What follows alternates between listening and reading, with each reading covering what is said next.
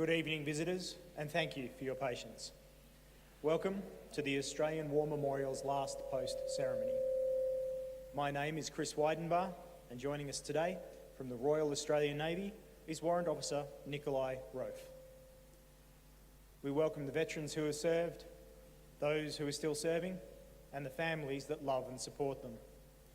We acknowledge the members of RSL and Services Clubs Association, RSL Victoria, and RSL Queensland who are watching the broadcast of this ceremony across Australia. During this evening's ceremony, wreaths will be laid at the base of the Pool of Reflection by visitors to the memorial and by students on behalf of the following schools from Queensland: Merredin College, Merredin Plains, and the Mount Isa School of the Air, Mount Isa. I now ask all who are able to please stand and join in singing the national anthem.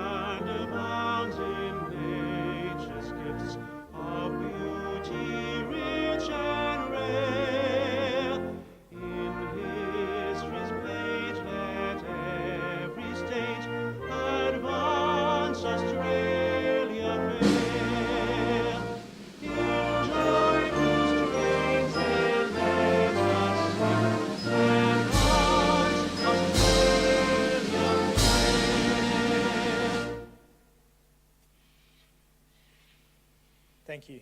Students, you may be seated.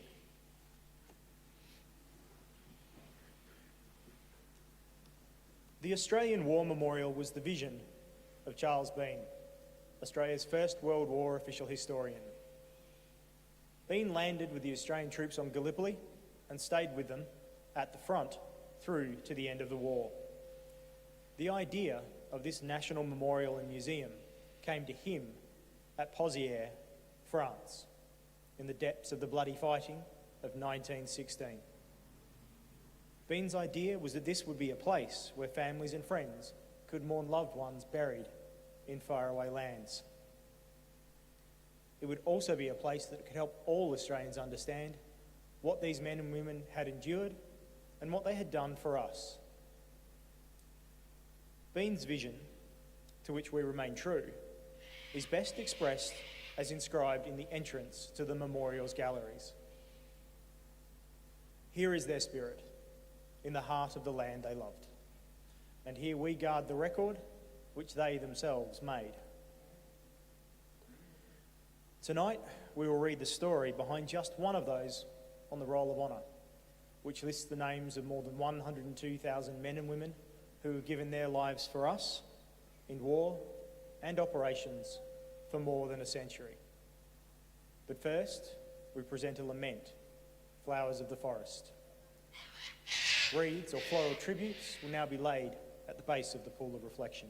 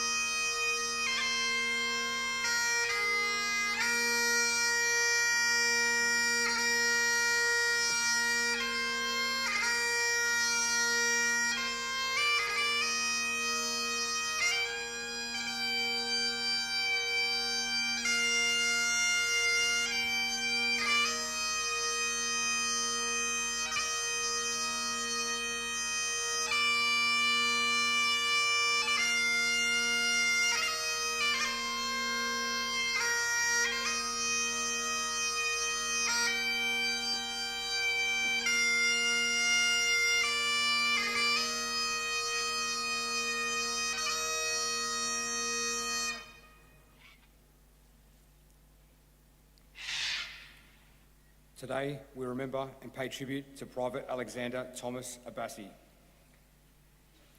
Alexander Thomas Abassie was born on the 21st of July, 1896 in Ballarat, Victoria. The eldest child of Elias Abassie, a Syrian migrant, and Sarah Jane Wallace. When Alexander was young, his parents separated, and he moved to Melbourne with his mother and two sisters. His mother later remarried, and he grew up with several stepbrothers and sisters. Abassie was educated at a number of schools across Melbourne and later worked as a labourer and lift attendant. Before the war, he gained valuable military experience by serving in the senior cadets and a local militia force.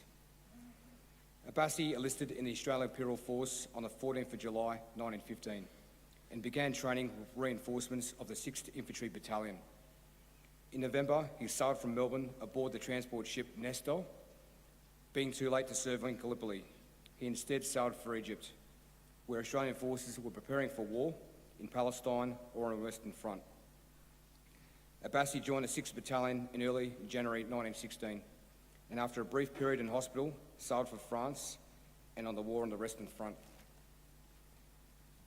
Shortly after arriving in Marseille, Abassie and the 6th Battalion transferred to northern France, where they trained and rested behind the lines at Saint-Omer and Bayeux. He had his first experience of frontline service at Fleurberg, near the French-Belgian border. In a letter home, he wrote that life in the trenches was uncomfortable and that the rats were as big as kittens. While he didn't mind the intermittent rifle fire, when he came under German artillery shelling, it was particularly difficult. On the 23rd of July 1916, Abassie and the 6th Battalion took part in the Battle of Pozières, an attempt to recapture a town lost to German forces. In this battle, which lasted several weeks, Australian forces suffered 23,000 casualties, 6,800 of whom were killed. On the 23rd of July 1916, Abassie and his unit took part in the battle, supplying food, water, ammunition to Australian troops serving in the frontline trenches. This was dangerous work, and the men came under intermittent German machine gun fire and artillery shelling. At some point during the day, Abassie received wounds so serious that he was taken to the No. 1 Australian Field Ambulance. He died soon after arrival. He was 20 years old.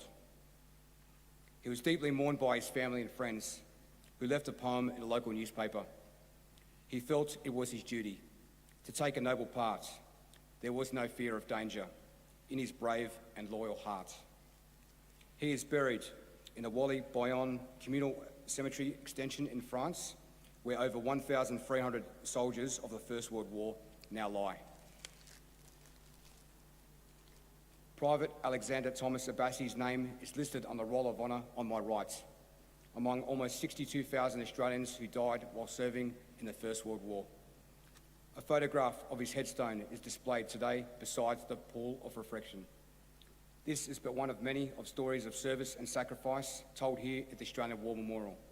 We now remember Private Alexander Thomas Abassie, who gave his life for us, for our freedoms, and in the hope of a better world.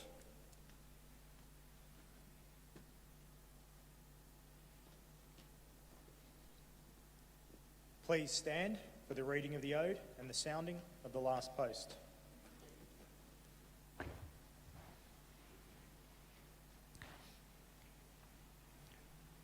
They shall grow not old as we that are left to grow old. Age shall not weary them, nor the years condemn. At the going down of the sun and in the morning, we will remember them. We will remember them.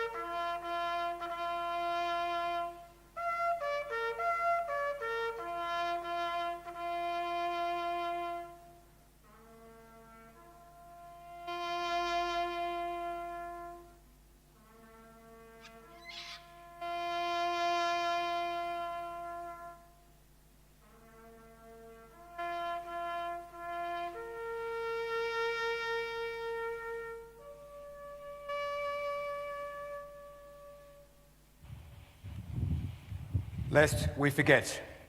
Lest we forget.